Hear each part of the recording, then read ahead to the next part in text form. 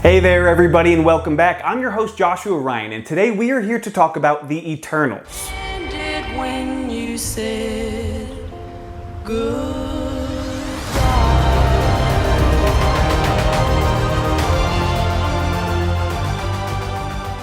This is a film that I predict is going to divide fans. I think people are going to love it, people are going to hate it. A few people might be down the middle, but I feel like we're going to get polar reactions from this one. And I say that because it is unlike anything else Marvel has put out. You know that Marvel formula they talk about, how all their movies are the same, they follow those same plot beats and storylines? That's out the window.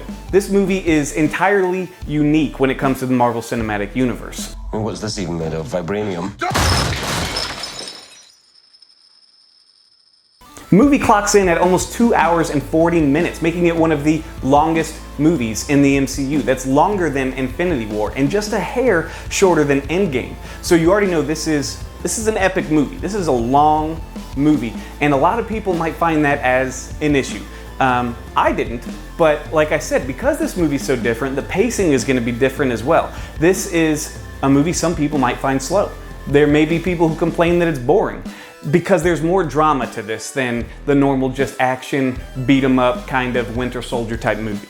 Now the trailers for this movie did a really good job of kind of keeping people in the dark. Most people were saying they didn't have a clue what this movie was about, and they're probably right. I mean, I seen the movie, and before I saw it, I didn't really know what to expect from it. I couldn't have told you what the plot was based off the trailers, and I'm not going to tell you too much here, because this is a movie that is best if you go into it and you experience it as it unfolds. All you need to know is pretty clear and relevant from the trailers. You have a group of beings known as the Eternals. They are immortal, godlike, all right? They're ageless. They don't age. They've been here on Earth for 7,000 years with the sole purpose of protecting mankind from these predatory beings known as the Deviants. All right, so the Eternals, they look like humans. Again, they don't age. You've got Sprite, who kind of looks like a kid and is mad that she's had to live for 7,000 years as a child and doesn't get to experience things that everybody else gets.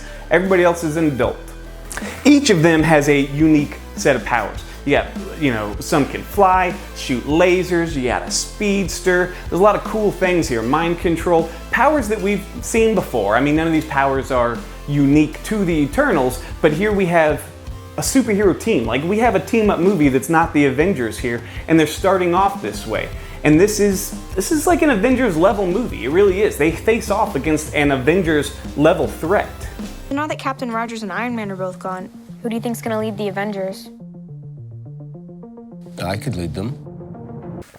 One complaint that I have about this movie is the Deviants. They just don't look great to me. I mean, they're just kind of a mashup of CGI moving parts that's not really all that unique. It's not all that creative, and it really detracted for me. They didn't really come across as intimidating because they were just like any other CGI beast thrown out there. I feel like they really missed out on the opportunity to make something really cool and unique for the Eternals to face off against. So to direct this movie, Marvel went in a completely different direction. They didn't bring in a big budget action blockbuster filmmaker, and again, that's because this is a totally different story. They brought in Chloé Zhao, who is best known for last year's Nomadland.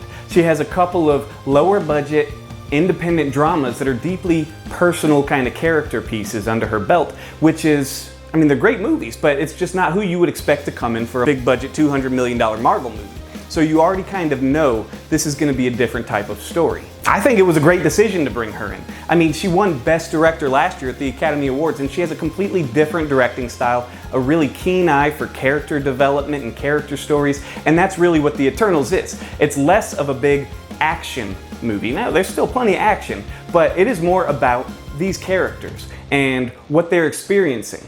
The storyline is like on an epic scale. Again, it's 2 hours and 40 minutes. We venture through multiple centuries. We see multiple different cultures. We follow the Eternals and how they have been living on this earth for 7,000 years.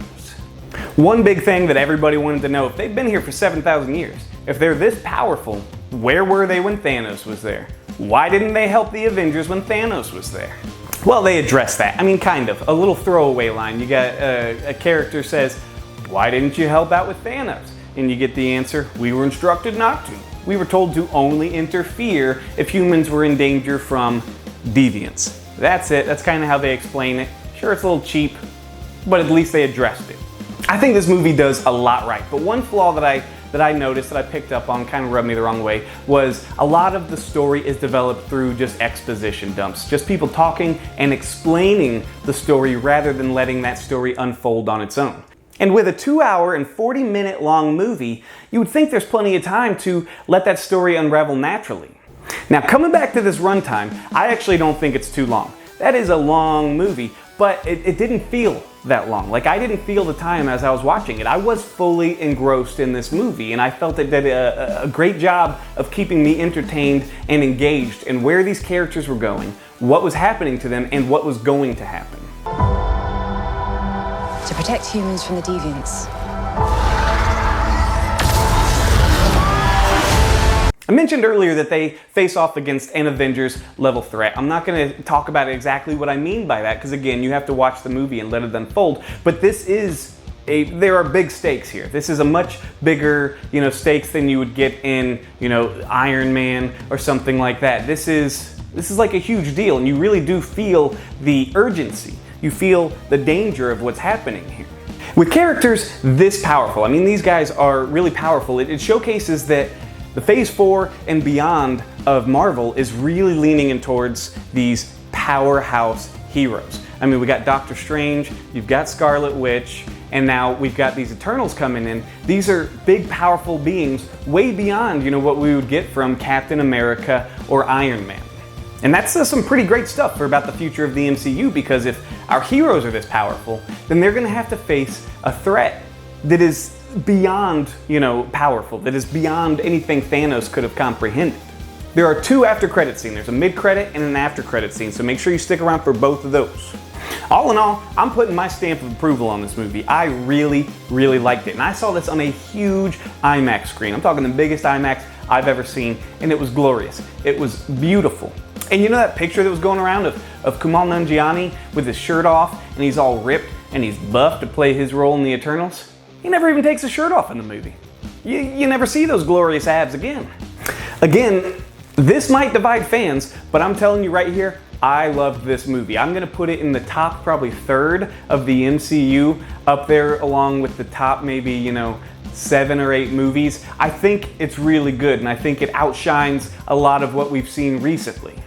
Are you excited for the Eternals? Are you gonna see it opening night? Are you gonna see it on IMAX? Or are you just not interested? I think there's a lot of people out there who've said they're just not interested, and I get that. I wasn't blown away by the trailers. I went in with low expectations, but this movie, it blew my expectations out of the water.